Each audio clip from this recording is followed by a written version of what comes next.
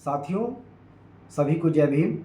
और मैं लाल सिंह भूमेवालकर एडवोकेट, राष्ट्रीय अध्यक्ष, आभास महासंघ मिशन 24 कैरेट।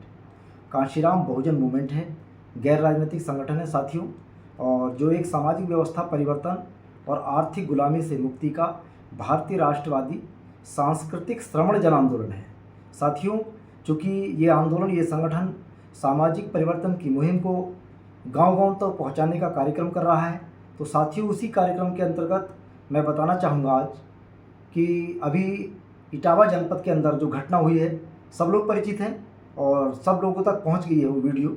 मैं लेकिन फिर भी बताना चाहूँगा साथियों, ऐसी जातिवादी घटनाओं को अंजाम ना होने देना, इन घटनाओं को रोकना होगा। और चूँकि इटावा वह जनपद है जहाँ पर सामाजिक और राजनीतिक चेतना का एकदम सर्वोत्कृष्ट बिंदु है, क्योंकि माननीय मुख्यमंत्री मुलायम सिंह यादव जी वहीं से हैं और माननीय अखिलेश जी भी उसी जिले के जनपद के निवासी हैं। साथियों, देश के अंदर ऐसी तमाम घटनाएं हो रही हैं, ऐसा नहीं कि ये पहली घटना है, लेकिन इतना घिनौनी हरकत जाति के नाम पर, एक ही जाति के लोग, एक ही धर्म के लोग। तो साथियों बता दूं मैं आपसे, ये पिछड़ी जाति के लोग, दलितों की तमाम जातियों के लोग जो गर्व करते हैं अपने आप के हिंदू होने पर, एहसास हो गया ना सबको एहसास हो गया, चोटी तक नहीं छोड़ी, बहुत चोटी लिए घूमते हैं। साथियों, घटना का पता बता दूं कि जो भागवत कथा चल रही थी, उस भागवत कथा को बोलने वाले जो थे वो यादव थे। तो मैं कहना चाह रहा हूँ, यादव हो, चमार हो, नाई हो, धोबी हो, खटीक हो, पाशी हो, कोई हो, सुन तो सकते हैं लेकिन कथा नहीं बोल सकते, कथा नहीं कह सकते। क्या नहीं कह सकते? क्यों? एक समय था साथियों, अब तो कथा सुनने में लगे आप लोग।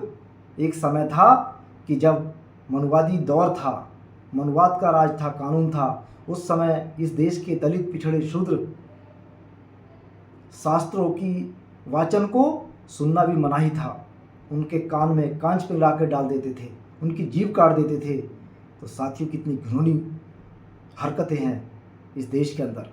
साथियों, वहीं इटावा में दादरपुर गांव में उस यादव कथावाचक की एक महिला जो पंडिताइन थी आयोजकों के यहाँ, उसके पेशाब छिड़क करके और उसके बाल कटवाए गए, उसकी चोटी को काटा गया और मारपीट की गई उसके साथ।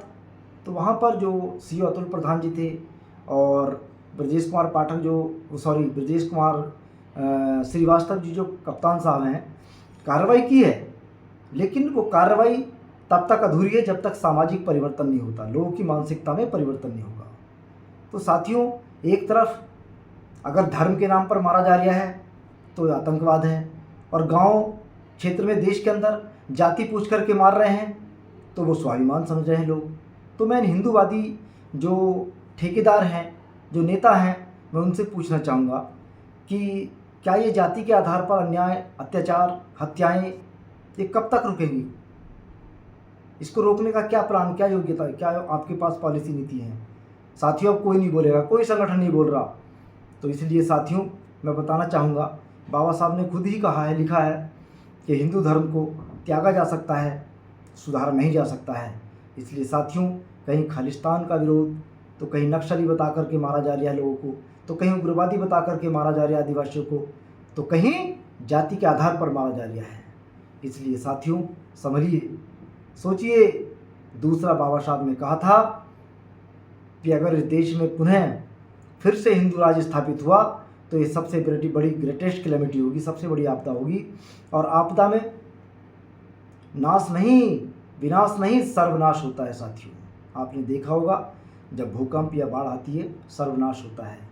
इसलिए साथियों, और हमारे संत महापुरुषों ने भी 650 साल पहले कहा था, जाति जाति में जात है जैसे केलन के पात, ये मानुष न जुड़ सके जब तक जाति न जात। ये संत रविदास जी की बात है।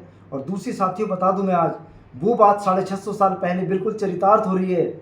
हमारे संतों ने कहा था, जाति न पूछो साधु की, पूछ लीजिए ज्ञान। जाति न पूछो साधु की, पूछ लीजिए ज्ञान, और मोल कलो तलवार का, पड़ी रहन दियो गया म्यान। साथियों, ये देखिए आप, उस समय की बात आज जिंदा है। लेकिन साथियों, मैं कहना चाहूँगा, बहुत जल्दी इस देश से जाति के आधार पर और अत्याचार बढ़ेंगे। इसलिए साथियों सतर्क रहिए, सावधान रहिए और इन जातिवादी गुंडों से बिल्कुल निपटने का काम करिए, छोड़ने का काम नहीं करना इनको।